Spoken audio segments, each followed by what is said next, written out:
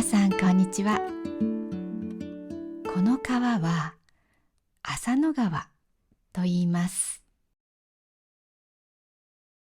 川の横に古い家が並んでいます。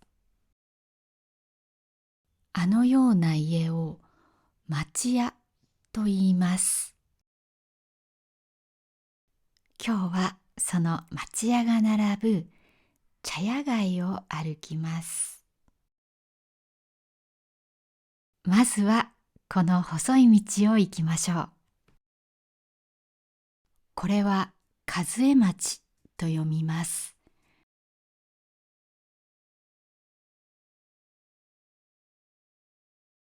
日本人でも読める人は少ないと思います。難しい読み方の漢字です。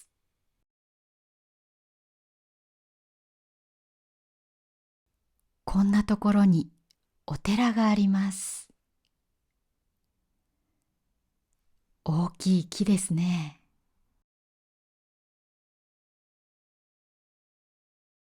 このピンクの家は直している途中ですね。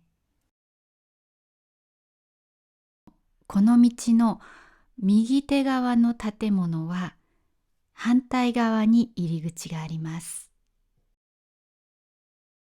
左手側の建物の入り口はこの道にあります。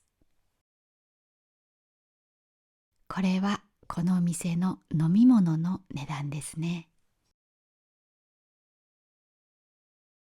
ここにすごく狭い道がありました。その先の階段が素敵ですね。坂の名前読めますか？あかり坂と書いてあります。ここに作家の五木ひろゆきの名前があります。五木ひろゆきの小説に金沢あかり坂というのがあります。短い小説です。その小説の中で詩人がこの階段に名前をつけます。それが実際にこの階段の名前になりました。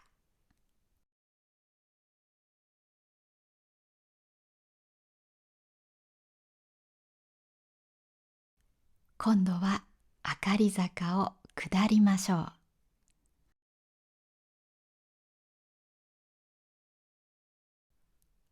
明るい今は素敵な階段ですよね。でも小説では暗くて怖いイメージで書かれていました。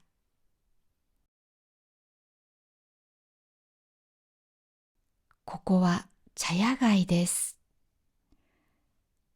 茶屋街というのはお茶屋、つまりお茶のお店の町と書きますが、実際はお茶のお店ではありません。芸者さん、芸妓さんと遊べるお店です。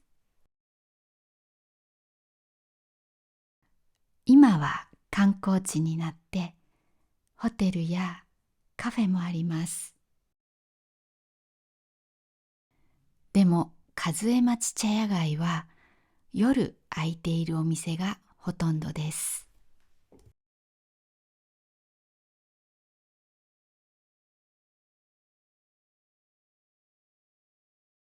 この先にも石の階段があります。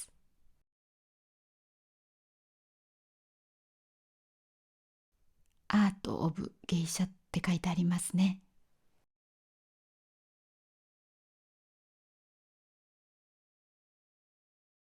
この階段は暗がり坂というそうです。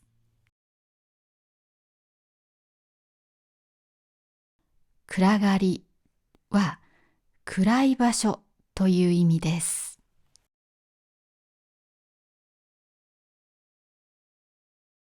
電気のついているここはホテルです。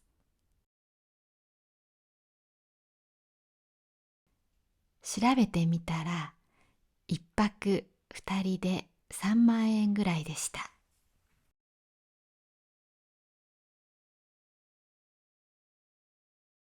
暗がり坂の話に戻ります。さっきの暗がり坂を通って、男の人たちが芸妓さんたちと遊ぶためにここに来たそうです。暗いから人に見られないでこっそり来れるというわけです。今は観光地になっているので、こっそり来る必要はありません。でも昔はこっそり来る場所だったのかもしれませんね。小説の金沢あかり坂には芸妓の女性が出てきます。その女性は小さい頃からお父さんにあかり坂を通るなと言われていました。あかり坂はその時は名前のない坂で、暗がり坂より暗いと言われていました。それでお父さんが亡くなってからも、あの坂は怖いと思って通っていませんでした。でも小説の最後のシーンで、その女性はあかり坂を上がります。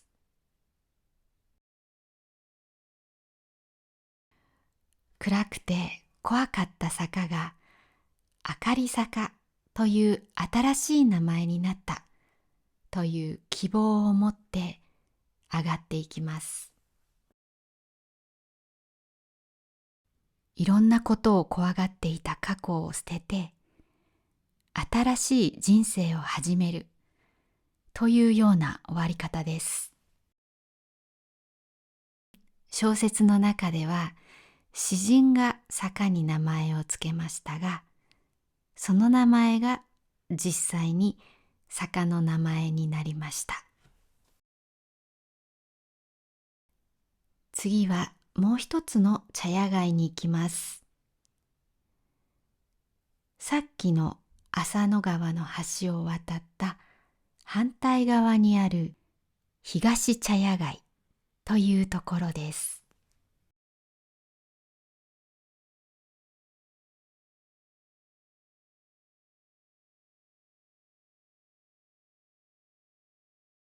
東茶屋街は大きいので、観光客の人もたくさんいました。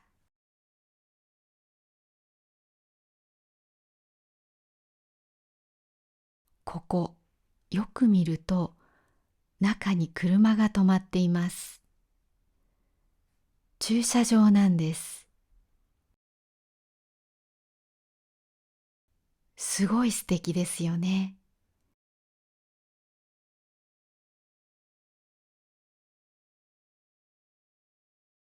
ここはホテルです。この木の窓枠とかドアの枠を格子と言います。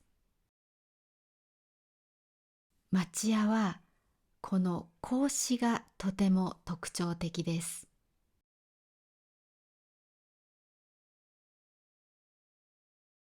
ここはセレクトショップです。石川の工芸作家のいろいろな作品が売っています。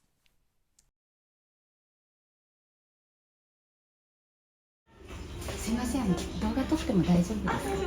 ありがとうございます。作家の方が一つ一つ手作りしています。なので世界に一つしかないものです。これはお蕎麦を食べるときにつゆを入れる蕎麦チョコです。でもこれでコーヒーを飲んでも美味しそうですね。このご飯茶碗、とってもかわいいです。この小さいお皿もかわいいですよ。お箸も素敵です。町屋には中庭があります。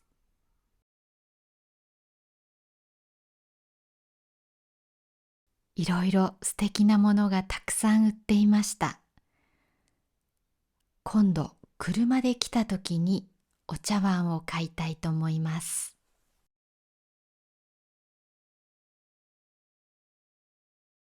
その横にカフェがありました。やってますか？すみません。暑いですね。暑いですね。カフェのご利用。はい、カフェです。町屋を改装した町屋カフェです。東茶屋街には町屋カフェがたくさんあります。ここも中庭があります。緑があると落ち着きます。なんだっけ。カフェオレ、あれちょっと待って。カフェ、はい、アイスカフェオレと、アイスクリーム一つ。はい、お味2種類ございまして、はい。同じお味のを選んでもよろしいですし、一つずつ紅茶味と梅味がございます。じゃあ一つずつで。はい。お願いします。私この冷たいコーヒーぜんざいでお願いしまコーす。ヒーぜんざいお一つ。はい、はい、以上で。はい、以上で。はい、かしこまりました。お待ちください。お願いします。ありがとうございます。抹茶ぜんざいが来ましたが、美味しくいただきました。こちらからも出られますと書いてあります。なのでこちらから出ます。こんな感じのお店でした。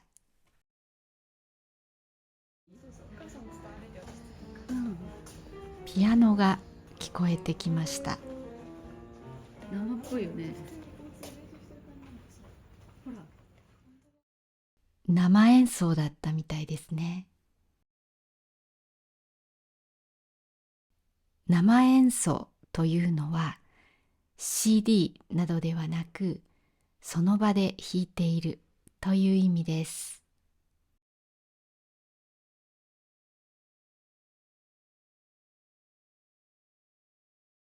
ちょっと広い道に出ました。これは金箔ソフトクリームです。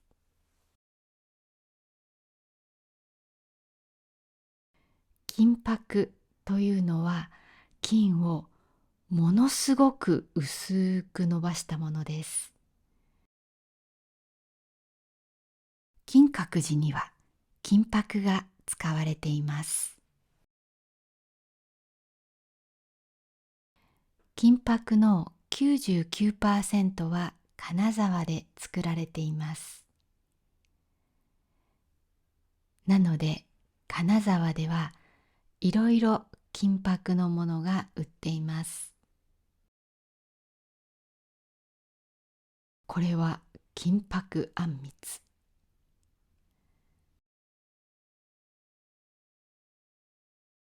金箔のコスメも多いです。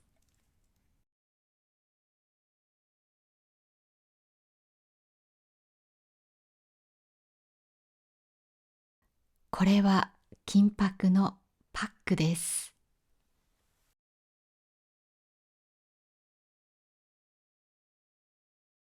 金箔の美容液などもあります。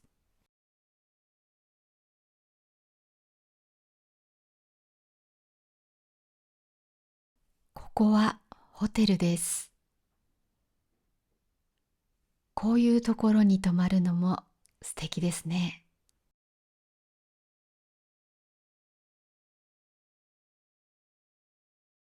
さっきも言いましたが、この格子がとにかく素敵ですね。東茶屋街は1820年にできました。今から400年も前ですね。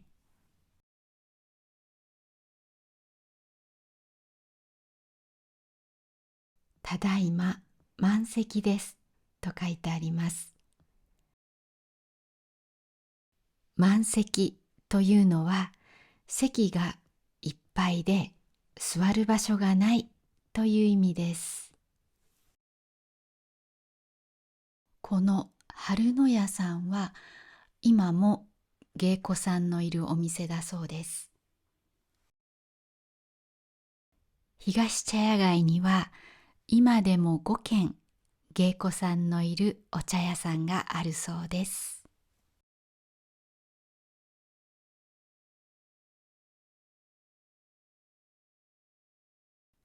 石川県のお酒のお店がありました。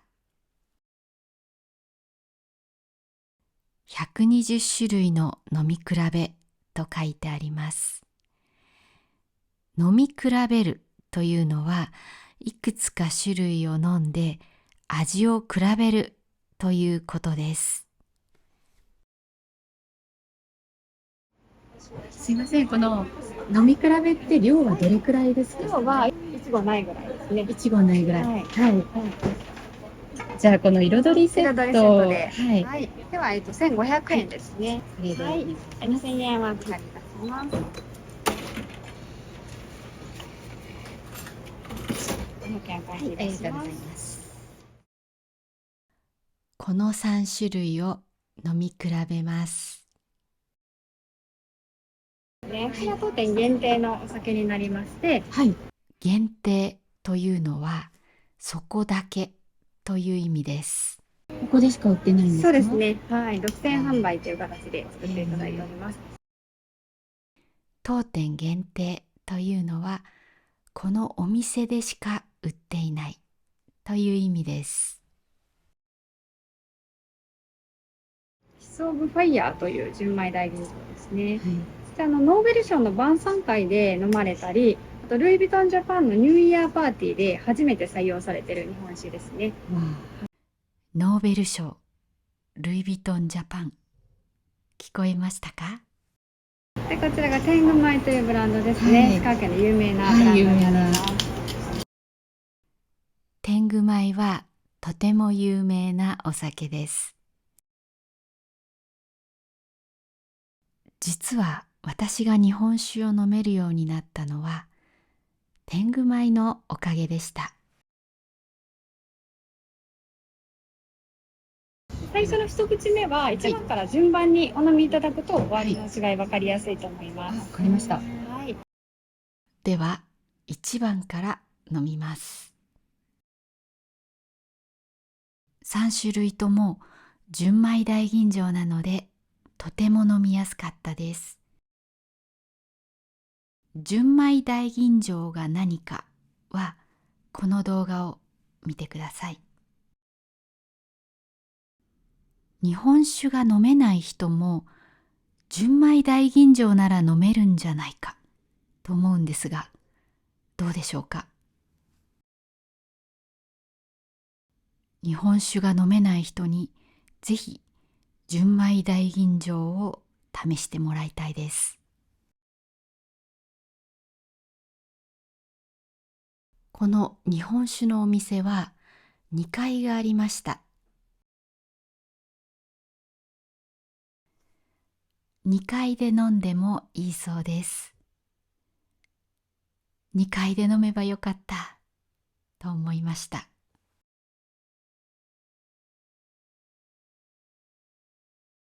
町屋の中に普通っぽい建物がありました。とはいえこれも昭和っぽい古いイメージです。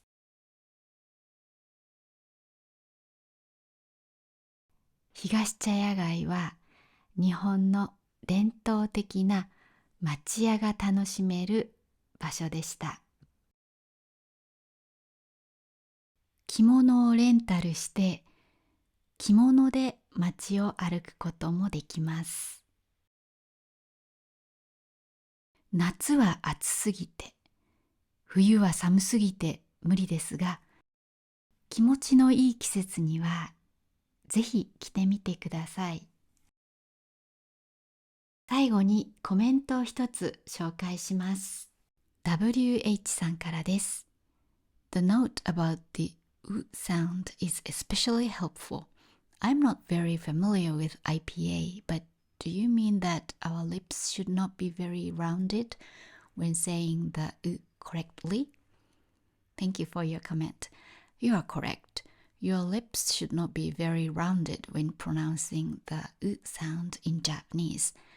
Among the 5 vowels, aiueo, U can be the trickiest.